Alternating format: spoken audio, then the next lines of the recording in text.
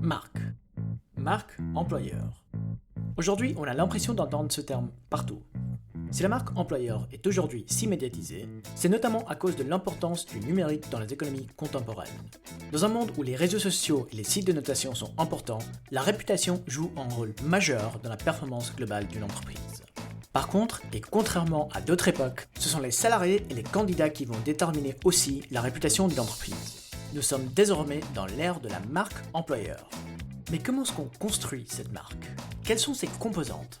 Comment utiliser les espaces au service de votre marque employeur? Bienvenue chez New Work, le podcast pour explorer l'avenir du travail. Je suis Mario Fernandez, animateur de cette émission et responsable du pôle études et prospectives de l'ARCEG. Ensemble, on va explorer toutes les tendances qui dessinent aujourd'hui le travail de demain. Bienvenue chez New Work.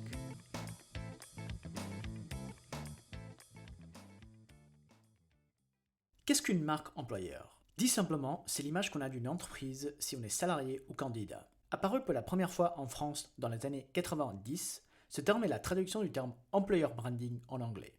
En développant leur marque employeur, les entreprises peuvent travailler sur deux objectifs différents. Fidéliser les salariés en prenant en compte leurs besoins et attentes et rendre l'entreprise plus attractive aux nouveaux talents.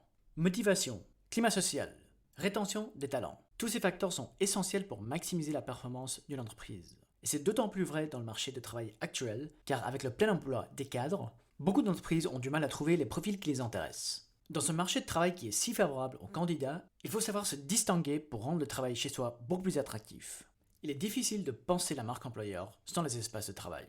D'ailleurs, ce n'est pas vraiment un hasard que beaucoup d'entreprises proposent aujourd'hui des nouveaux espaces à leurs salariés. Influencés par l'expérience du télétravail pendant la pandémie, beaucoup de salariés ont des nouveaux besoins et attentes envers leurs espaces de travail. Car les environnements représentent non seulement l'ADN d'une entreprise, mais aussi son attitude envers ses ressources humaines et sur sa volonté générale de placer ou non l'humain au cœur de l'organisation. Même si toutes les tranches d'âge sont sensibles aux environnements de travail, les millennials et la génération Z sont particulièrement exigeants, à tel point qu'un bon environnement serait l'un des 5 premiers critères pour choisir une entreprise où travailler.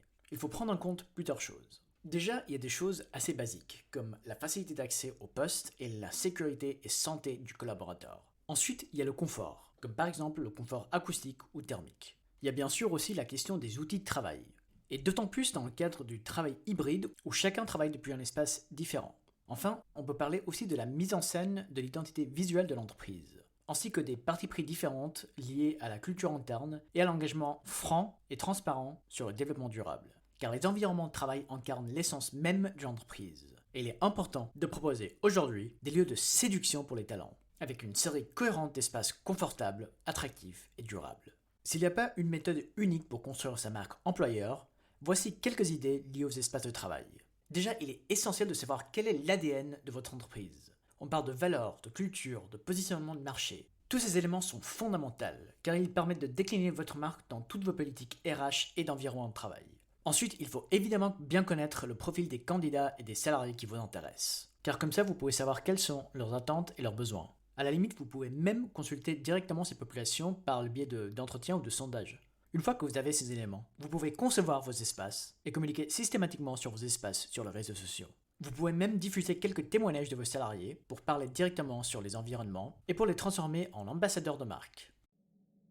Mes chers auditeurs, merci d'avoir pris le temps d'écouter cette émission sur la marque employeur. On se donne rendez-vous dans un mois pour parler d'un autre sujet qui est au cœur du travail en France. À très bientôt!